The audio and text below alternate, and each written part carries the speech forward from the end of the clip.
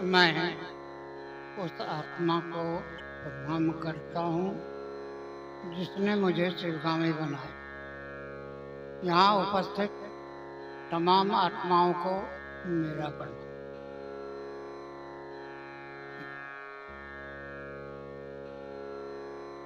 देखिए, यह आध्यात्मिक कार्यक्रम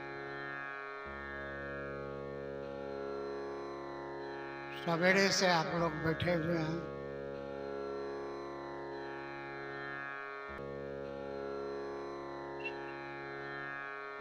विषय है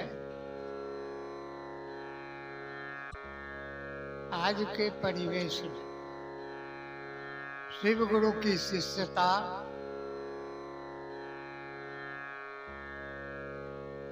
शिव हमारे गुरु हों,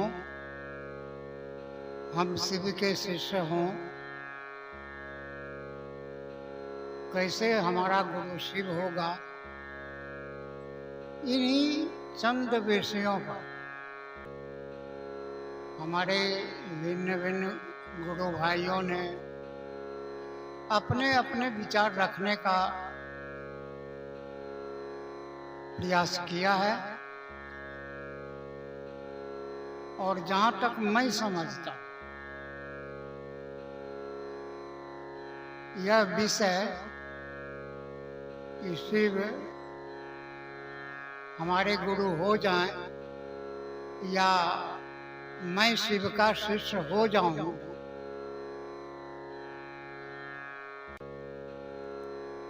यही हम लोगों का मूल विषय, मूल चीज, जो मैं कैसे हो जाऊं।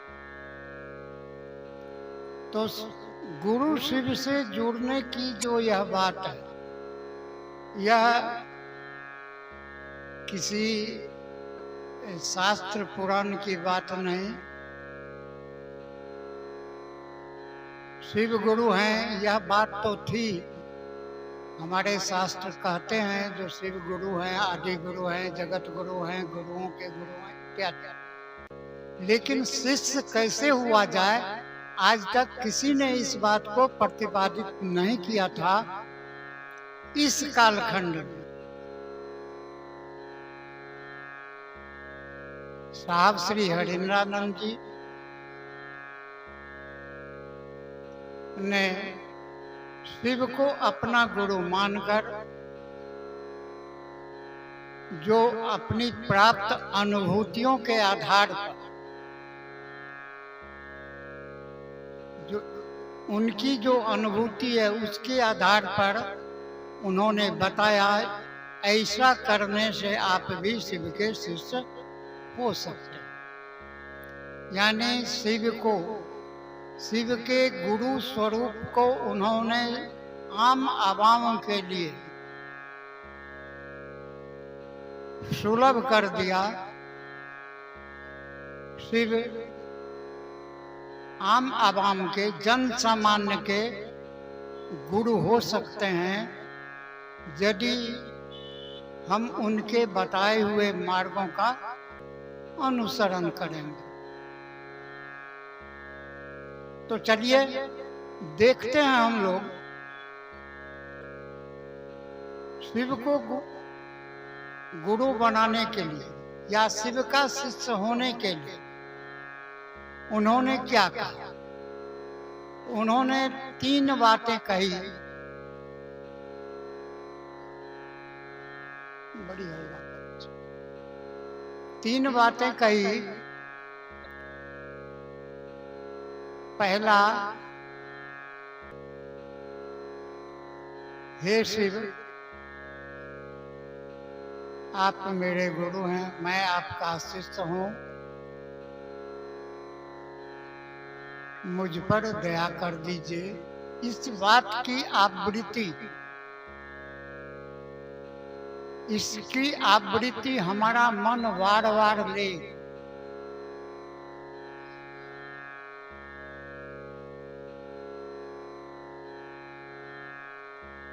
दूसरा, उन्होंने कहा जो यह बात दूसरों से कही जाए, दूसरों को समझाया जाए, जो शिव मेरे गुरु हैं, आपके भी हो सकते हैं, तीसरा में उन्होंने कहा, जो अपने गुरु शिव को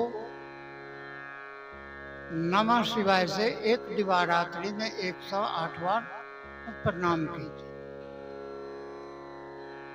ये 3 सूत्र गुरु से जुड़ाव के साधन हैं। इन 3 सूत्रों को सही दिशा में अपनाकर हमारा जुड़ाव अपने गुरु से हो सकता है। उन्होंने कहा, मैंने परीक्षा की है, आप परीक्षा करके देखिए। आपकी परीक्षा प्रार्थनीय है। तो अब हम लोग सिर्फ देखने का प्रयास करते हैं इन सूत्रों को। हम कहते हैं या आप कहते हैं, जो मैं करता हूं, मन नहीं करता है या मन नहीं होता है या ये समझ में बात नहीं आती, परिणाम नहीं आता है, तो थोड़ा हम लोग इस पर विचार करते हैं। जो वास्तव में उन्होंने कहा क्या हम लोग करते हैं क्या?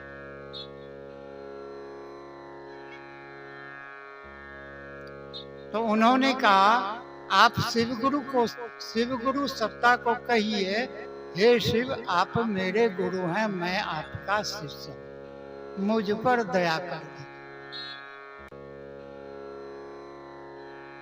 हम लोग भी कहते हैं, मैं तो ये कहता हूं, करता भी हूं। अब थोड़ा अंदर हम लोग झांकते हैं, अंदर अपने में। हे शिव आप मेरे हैं, यह मेरापन कितना होता। जैसे हमारा जिस चीज को भी हम अपना कहते हैं, चाहे वह मेरा बेटा हो, बेटी हो, सगा संबंधी हो, जगह जमीन हो, जो भी चीज, छोटी से छोटी बात, एक आप कलम की बात कर दीजिए, 1 रुपये की कलम जेबी में है, उसकी भी बात कीजिए। आप कहते हैं यह मेरा है, आप उसकी परवाह करते हैं, उसके लिए चिंतित होते हैं, उसकी खोज खबर रखते हैं, उसके लिए काम करते हैं। जिस किसी भी चीज को आप कहिए यह मेरा है, उसके प्रति आपके मन में संवेदना होती, एक दर्द होता है, एक आह होती है, उसके लिए सोचते हैं। शिव को भी कहते हैं आप मेरे हैं, कितना होता है, तुलना कीजिए। तो हम लोग तुलना करें अपने से, शिव को कहते हैं यह आप मेरे हैं, अपनी जमीन को कहते हैं या मेरी जमीन है, क्या छोड़ देते हैं वैसे? या उससे फायदा आप चाहते हैं तो उसमें फसल लगाते हैं, उसकी देखभाल करते हैं, उसको कोई कुछ हो नहीं, उसकी परवाह करते। क्या यह परवाह मेरा ऐसा परवाह, जैसा परवाह हमको अपनी संपत्ति से है, अपने पुत्र से है, अपने सगा संबंधी से है, अपने सब चीज से, एक एक छोटी से छोटी चीज से है, क्या यह परवाह हमको अपने गुरु से है? सिर्फ हम लोग देखने का प्रयास करते हैं।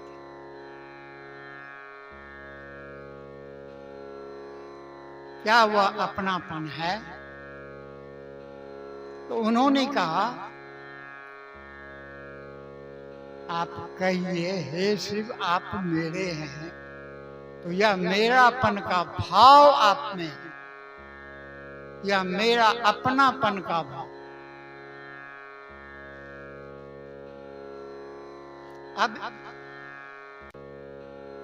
अब आप शिव को कहते हैं आप मेरे हैं, मान लीजिए शिव जवाब नहीं दे रहा हम हैं कि नहीं है हमको पता, तत्क्षण आप कहते हैं मैं आपका हूं। अब आप तो समझिएगा ना, जो मैं उसका हूं तो उसके लिए क्या करता हूं, मैं किसी का बाप हूं तो बेटा के लिए क्या करता हूं, मैं किसी जमीन का मालिक हूं तो जमीन के लिए क्या करता हूं, मैं अपने शर्ट पैंट कुर्ता पैजामा का मालिक हूं तो उसके लिए क्या करता हूं, अपना मेरा है तो उसके लिए मैं क्या करता हूं, क्या यह मैं करता हूं।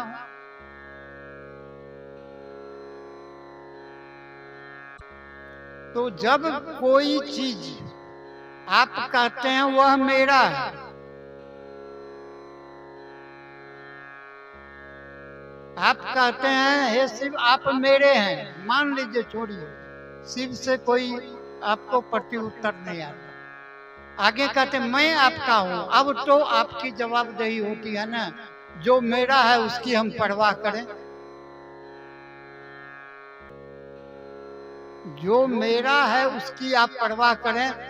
अब आप कहिएगा होबे नहीं करता है, क्या करें, हम तो चाहते हैं अब होबे नहीं करता, हम तो भूल जाते हैं, लटक जाते हैं।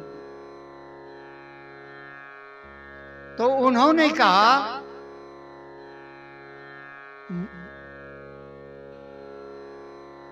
गुरु ने कहा अब तुम हम ही से दया मांगो, नहीं होता है ना तुमसे, तुम अपना नहीं समझ सकते हो,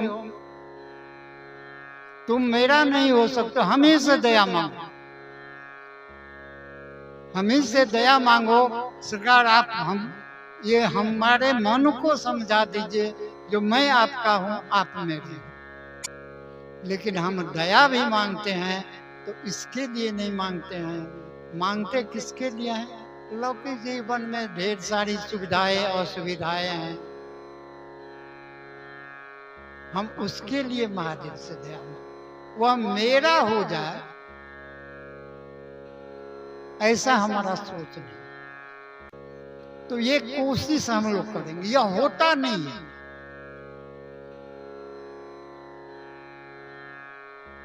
तो उन्होंने कहा जो गुरु ये समझावे, आपके गुरु हैं, उन्होंने जो आदेश किया, उन्होंने कहा गुरु ने जो आदेश किया उस पर आप खड़ा हुए। उन्होंने आदेश क्या, उन्होंने कहा हरेंद्र तुम जो करते हो दूसरों को करने के लिए कहो, और उनसे पहले ही पूछ लिया गया था तुम करते क्या हो, तो मैं शिव का शिष्य बनाता हूं। तो कहा तुम जो करते हो दूसरों को करने के लिए कहो, यानी दूसरों को भी ये कहो जो वह भी शिव का शिष्य बनाए। तो दूसरा सूत्र आया चर्चा करना, दूसरों को समझाना, आप दूसरे को समझाइए शिव मेरे गुरु हैं तुम्हारे भी हो सकते।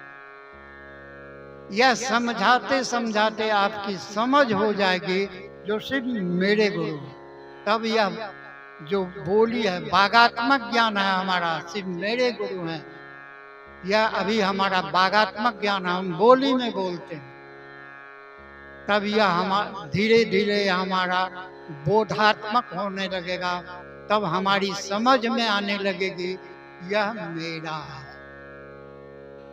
मैं उनका।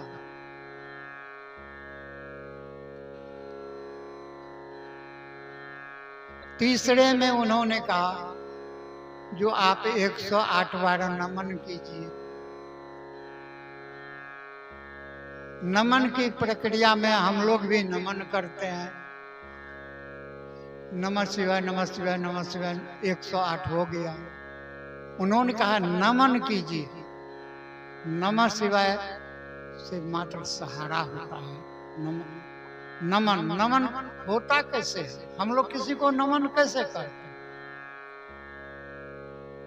दोनों हाथ जोड़ना, चरण पे झुकना, इसी को न प्रणाम कहते हैं, और कुछ करते हैं क्या?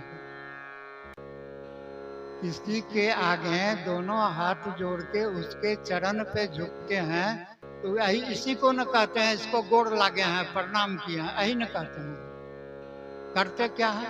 दोनों हाथ जोड़े प्रणाम। तो हमारे मन को भी यह समझ में आए, मन को लगे जो मैं अपने गुरु के चरण पे झुक रहा हूं, प्रणाम कर रहा हूं।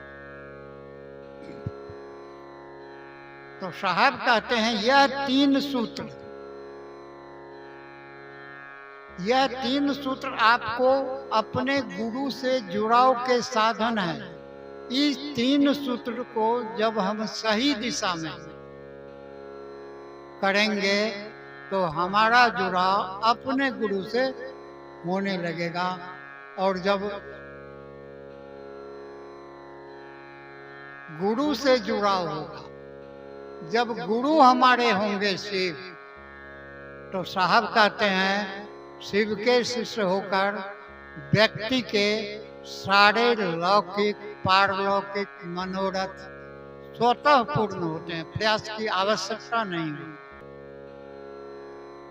शिव के शिष्य होकर, शिव का शिष्य बनावेगा कौन? ये तीन सूत्र, साहब की दिशा, साहब ने जैसा कहा वैसा करके यह तीन सूत्र हमको शिव का शिष्य बनावेगा। और साहब कहते हैं शिव के शिष्य होकर व्यक्ति के सारे लौकिक पारलौकिक मनोरथ स्वतः पूर्ण होते हैं।